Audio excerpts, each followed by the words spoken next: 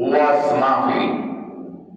আসলে আমি আপনাদের এলাকায় একবারে নতুন, দাড়ি চুল সব সাদা হয়ে গেল, বয়স কিন্তু এত বেশি না, বয়স মাত্র চলতেছে 56 বছর।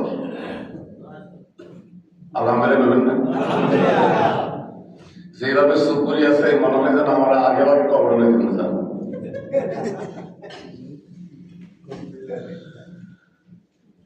আমি তাফসীর মাহফিলের মাঠে আজকে 28 বছর। আলহামদুলিল্লাহ। নেটে আমার কোনো ওয়াজ নাই, কারণ আমার চেহারাই তো মাশাআল্লাহ দেখেন, গলার আওয়াজও বেশি ভালো না, মোটা লাগাল আইকিয়ালা মারতেছে। এই গলা মোটা সিল করার মালিক কি?